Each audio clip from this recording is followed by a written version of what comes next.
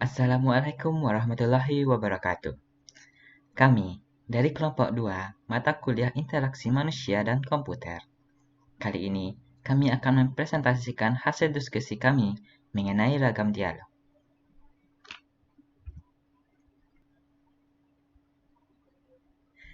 Kami dari kelompok 2 beranggotakan 3 orang, yaitu saya, Rahmatul Ramadhani, Rizky Aulia Nugraha, dan Afif Renda Rifki Nugraha.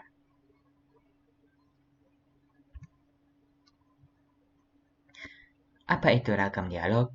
Ragam dialog merupakan cara pengorganisasian berbagai teknik dialog interaktif yang memungkinkan terjadinya komunikasi antara manusia dengan komputer. Maksudnya adalah, ragam dialog itu adalah tata cara pengorganisasian dengan berbagai teknik dialog interaktif, di mana agar terjadinya komunikasi antara manusia dengan komputer itu sendiri. Tujuan perancangan antarmuka dengan berbagai dialog pada dasarnya adalah untuk mendapatkan satu kriteria yang sangat penting dalam pengoperasian sebuah program aplikasi, yakni aspek ramah dengan pengguna. Jadi, tujuan dari ragam dialog itu sendiri untuk mendapatkan kriteria yakni aspek ramah dengan pengguna. Sifat ragam dialog itu sendiri yaitu inisiatif, keluasan, kompleksitas, kekuatan, informatif, konsistensi, umpan balik, observabilitas, kontrolabilitas, efisiensi, dan keseimbangan.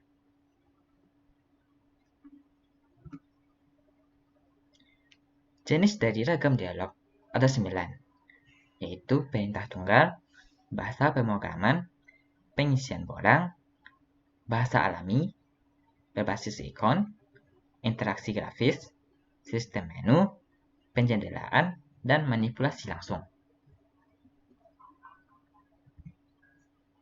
Dialog berbasis perintah tunggal, yaitu ragam dialog yang paling konvensional. Perintah-perintah tunggal yang dapat dioperasikan biasanya tergantung dari sistem komputer yang dipakai dan berada dalam suatu domain yang disebut bahasa perintah atau command language.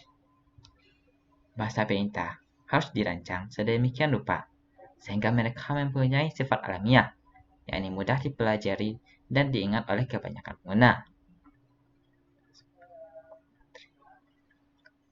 Contohnya, dalam sistem operasi DOS atau Disk Operating System, yaitu DIR, CLS, copy, format, delete, dan lain-lain.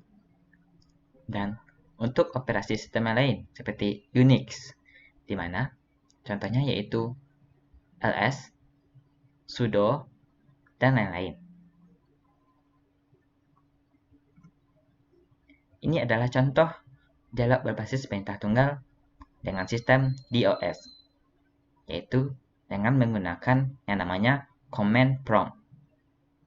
Jadi, perintahnya itu diketik di dalam command prompt.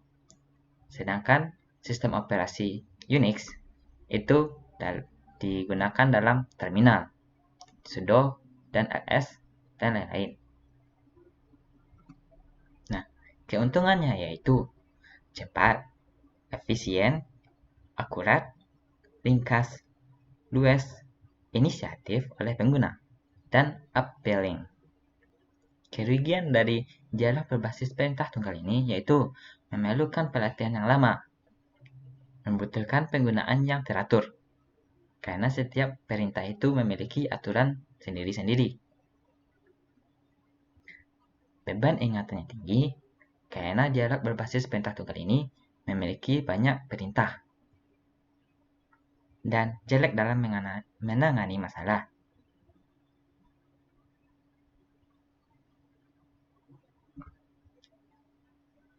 Dialog berbasis bahasa pemrograman. Dialog berbasis bahasa pemrograman yaitu ragam dialog yang memungkinkan pengguna untuk mengemas sebuah perintah ke dalam suatu berkas yang sering disebut batch file. Perintah yang dituliskan tidak harus menggunakan salah satu bahasa pemrograman, baik aras rendah maupun aras tinggi, seperti assembler, Pascal, C, Fortran, atau Basic. Tetapi harus mengikuti aturan-aturan tertentu. Maksudnya adalah aturan-aturan terhadap bahasa pemrograman itu sendiri. Contohnya ini, penggunaan fallback. Biasanya dibuat dalam Notepad ataupun text editor, seperti kita membuat sebuah bahasa pemrograman. Keuntungannya yaitu kita bisa membuatnya dengan bahasa pemrograman tingkat tinggi, seperti tadi, Pascal, C, Fortran, di mana kita memudahkan untuk membuat sintaknya berdasarkan bahasa tersebut. Kerugiannya yaitu kita harus mengenal lebih baik bahasa pemrograman tersebut. Atau tidak, nanti akan terjadi sintak yang salah, dan program tidak akan berjalan dengan baik. Dialog berbasis pengisian borang. Teknik dialog pengisian borang merupakan suatu penerapan langsung dari aktivitas pengisian borang dalam kehidupan sehari-hari, di mana pengguna akan dihadapkan pada suatu bentuk borang yang ada di layar komputer yang mereka gunakan. Perlman membuat perbedaan antara menu dan borang. Menu adalah dialog yang menampilkan sejumlah alternatif pilihan, yang pilihan-pilihan itu dapat dipilih pengguna dengan cara tertentu pada setiap daur aktivitas. Sedangkan borang adalah tampilan dari sejumlah persyaratan atau requirement yang menampilkan sejumlah pilihan dan berbagai nilai parameter yang telah ditentukan dan diintegrasikan ke dalam sebuah tampilan pada layar. Contohnya seperti ini. Borang dalam website. Setiap borang itu memiliki parameter dan nilai-nilai tertentu. Nah, keuntungannya yaitu pengguna sudah terbiasa dengan pengisian borang. Isian data yang disederhanakan. Diperlukan sedikit pelatihan untuk mengisi borang tersebut. Beban memori rendah, perancangan yang mudah, tersedianya berbagai piranti bantu perancangan tampilan. Kerugiannya yaitu seringkali lambat dalam pemrosesan borang tersebut, memakan ruang layar, khususnya untuk menu datar. Tidak cocok untuk pemilihan perintah atau instruksi. Memerlukan pengontrol kursor. Sebenarnya menggunakan keyboard juga bisa, tapi sedikit susah. Jadi menggunakan kursor agar bisa memudahkan penggunanya.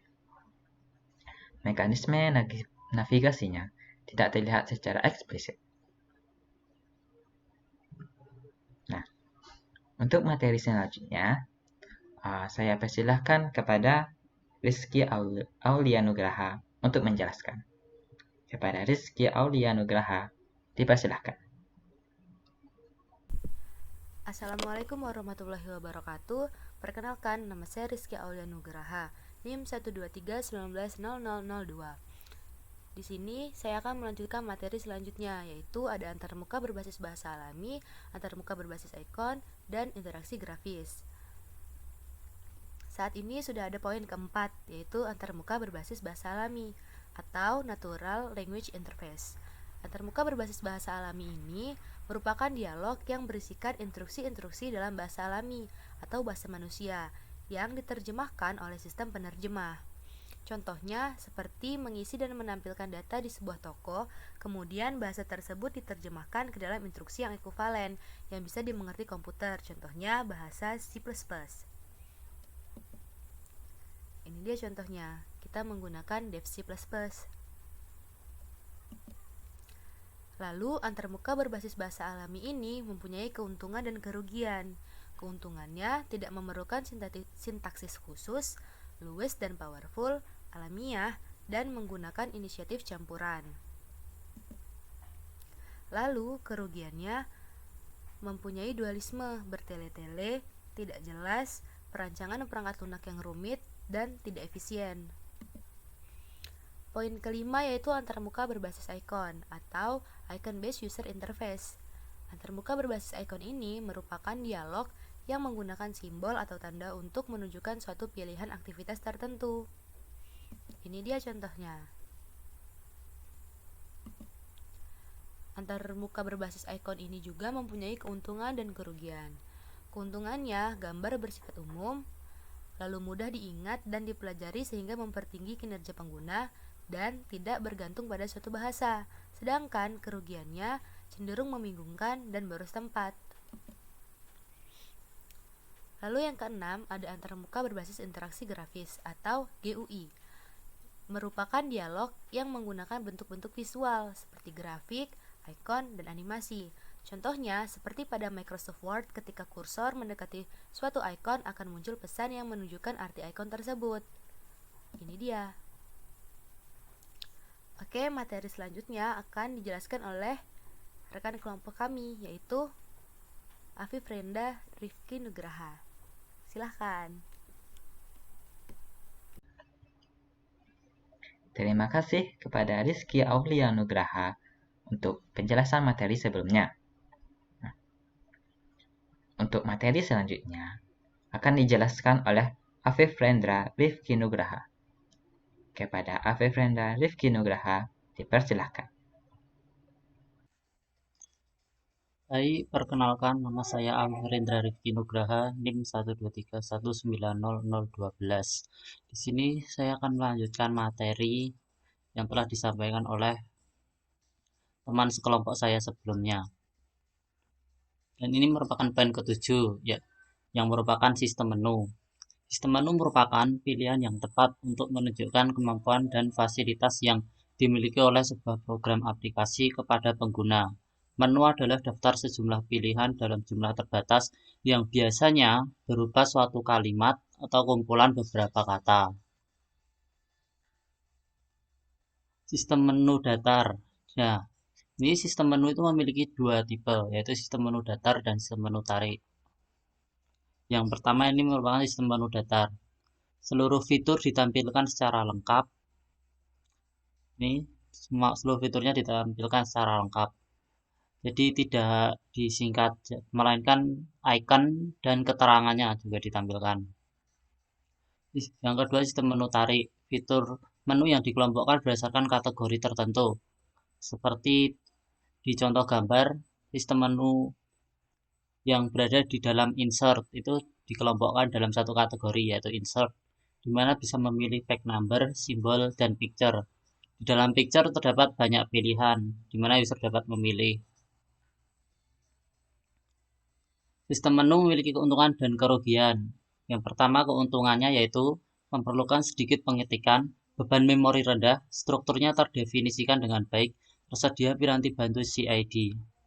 Kerugian sistem menu yaitu seringkali lambat, memakan ruang layar, tidak cocok untuk aktivitas pemasukan data, tidak cocok untuk dialog terinisiasi pengguna, tidak cocok untuk dialog terinisiasi campuran. Yang berikutnya, sistem penjendelaan. Secara umum yang disebut dengan jendela atau window adalah bagian dari layar yang digunakan untuk menampilkan suatu informasi. Informasi di sini dapat berupa informasi tekstual maupun grafis. Untuk menunjukkan daerah yang digunakan untuk menampilkan suatu informasi, biasanya daerah yang umumnya berupa persegi panjang dibatasi dengan semacam garis pembatas dengan ketebalan tertentu.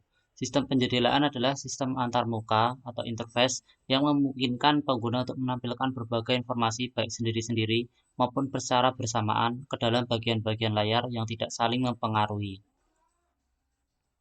Ada beberapa jenis dari sistem penjendelaan. Yang pertama merupakan jendela TTY, jendela yang paling sederhana. Contohnya adalah ketika user atau kita berada pada dot prompt atau command prompt. Yang kedua, time multiplexed windows, jendela yang dapat digeser atau scrollable windows, dan frame at a time windows. Contohnya text editor atau menu tarik. Yang ketiga, space multiplexed windows, lebar layar dibagi menjadi beberapa jendela dengan ukuran yang bervariasi. Contoh Microsoft Windows XP. Yang keempat, jendela non-homogen, jenis jendela yang tidak dapat dikelompokkan ke dalam jendela-jendela di atas. Contoh icon dan zooming window. Pemanfaatan sistem penjendelaan. Penampilan lebih banyak informasi, pengaksesan lebih banyak sumber informasi, pengkombinasian berbagai sumber informasi, pengontrolan bebas atas jumlah program, pengingatan, command konteks atau active form, penyajian jamak. Yang berikutnya, manipulasi langsung. Ragam dialog yang menyajikan langsung suatu aktivitas oleh sistem kepada pengguna sehingga aktivitas itu akan dikerjakan oleh suatu sistem komputer ketika pengguna memberikan langsung instruksi lewat manipulasi langsung dari semacam layar kenyataan maya atau virtual reality yang terpampang lewat tampilan yang muncul di layar. Beberapa contoh penerapan manipulasi langsung. Yang pertama, kontrol proses. Contoh, sistem pembangkitan dan penyaluran listrik yang terhubung dengan sistem secara online. Berikutnya, simulator adalah sistem miniatur yang mencoba menirukan kerja suatu sistem yang berskala sangat besar atau sangat kecil jika dilihat dari kacamata orang awam. Contohnya, simulator penerbangan. Yang ketiga, kontrol lalu lintas penerbangan. Dunia 3 dimensi tempat sebuah pesawat sedang menjelajah dunia akan diterjemahkan ke dalam layar 2 dimensi yang ada di hadapan seorang operator. Lewat tampilan 2 dimensi yang merefleksikan dunia 3 dimensi itulah, seorang operator dapat mengontrol lalu lintas penerbangan. Berikutnya, perancangan berbantuan komputer atau Computer Aided Design, CAD. Contoh penggunaan program AutoCAD. Ini merupakan contoh screenshot dari program manipulasi langsung, yaitu POM4 di Windows, atau yang digunakan untuk perhitungan matematika. Keuntungan menggunakan manipulasi langsung yaitu mempunyai analogi yang jelas dengan suatu pekerjaan nyata, mengurangi waktu pembelajaran, memberikan tantangan untuk eksplorasi pekerjaan yang nyata, penampilan visual yang bagus. Kerugiannya yaitu memerlukan program yang rumit dan berukuran besar, memerlukan tampilan grafis berkinerja tinggi, memerlukan piranti masukan seperti mouse atau trackball, memerlukan perancangan tampilan dengan kualifikasi tertentu. Terima kasih kepada Afif Renda Rifki Nugraha atas penjelasan materi sebelumnya.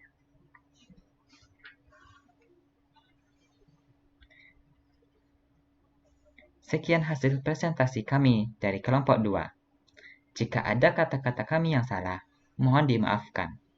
Saya sudahi dengan wassalamualaikum warahmatullahi wabarakatuh.